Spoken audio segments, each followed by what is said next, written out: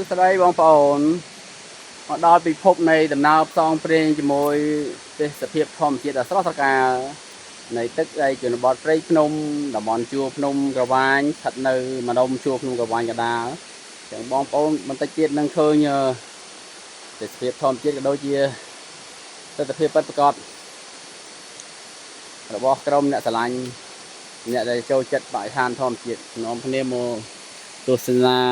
ចរលេងកំសាន្តដែលមានជាក្រុមមានក្មេងចាស់ប្រុសស្រីដែលបងប្អូននឹងបានឃើញក្រុមអ្នកក្លាហានដែលតស៊ូព្យាយាមតាំងពីដើមទីរហូតដល់ទីបញ្ចប់នៅពេលនេះនឹងបានឃើញណាផ្លែភ្នែកចម្លែកអារម្មណ៍ហើយបងប្អូនក៏អាចធ្វើតាមបានជាមួយខាងក្រុមយើងខ្ញុំដែរណាបងប្អូនណាឃើញទេបងប្អូនកន្លែងកាន់តែល្អកាន់តែស្អាតកាន់តែសប្បាយប្លែកភ្នែកសប្បាយប្លែកលើសអាងហែទឹកដែលបងប្អូនធ្លាប់ជួបនៅទីក្រុងនៅទីប្រជុំជននៅខេត្តមួយចំនួនទេបងប្អូនមើលអានេះមិនមែនសិតយកគេរៀបចំដើម្បីយកដែលថាតាក់តែលម្អបោកភ្នែកឆោតភ្នែកអានេះ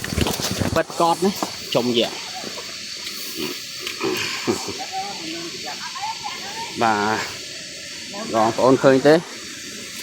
អស្ចារ្យមែនបងប្អូនអស្ចារ្យណាណែសំបីតែអង្គរៈនេះក៏គាត់រក្សាតាមមកជួយថែរក្សាការពារសុវត្ថិភាពឲ្យដែរបាទគឺមក10 ដងគឺមានមុខគាត់ទាំង10លើកណាមានចិត្តកន្លែងច្រើនណាស់តែពិបាកដល់ក្បែរថតឲ្យបានពេញដោយសារវាពិបាកកន្លែងណា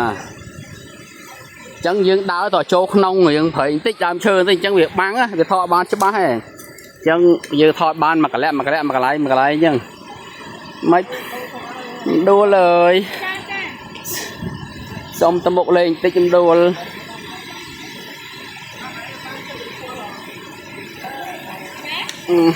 ដល់នេះឆ្លាស់ហើយចុំយ៉ាអានេះឆ្លាស់ល្អស្រួលណាយើងមានពេលផាយ1 ម៉ោងអីទេតាមមើលណាហើយនឹងត្រូវរៀបចំ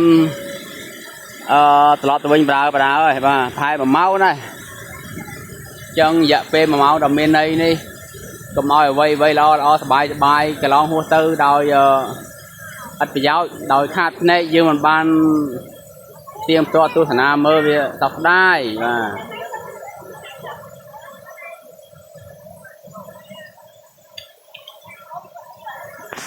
អស្ចារ្យបងប្អូននេះច្រាំងលើ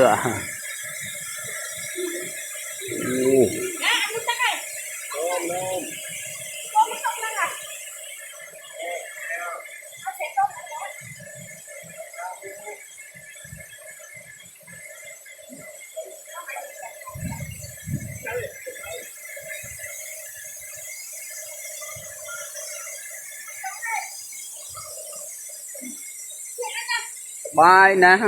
សប្បាយណាស់ដើរលេងផ្ដាំចាស់ទៅអត់កម្លាំងអត់ចង់ខ្លាំងអត់ចង់ដល់ទៅណាតនៅក្មេងកម្លាំងមានក្នុងកាយយ៉ាកំប្រឹងសិក្សាធ្វើការងាររកស៊ីសោតលុយតិចតួចយើងដើរលេងបន្ថែមឲ្យរសជាតិផ្អែមថែមដោយអនុស្សាវរីយ៍ល្អបាទអាចមកសប្បាយបានដូចគ្នាណាកុំឲ្យខ្មាស់សភាពនារីហើយនឹងកុមារីបាទយើងអ្នកដែលនៅប្រុសដើមទ្រូង5ហាត់ពេញវ័យពេញកម្លាំងគួរតែមកលេងឲ្យបានម្ដងណា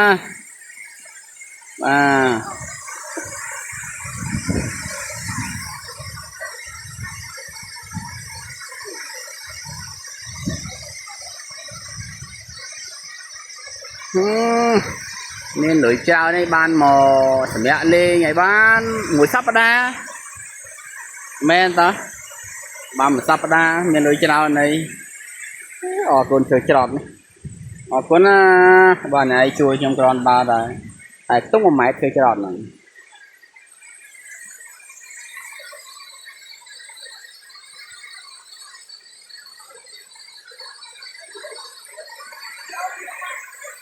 សុខសប្បាយសំណាងល្អទាំងអង្គគ្នា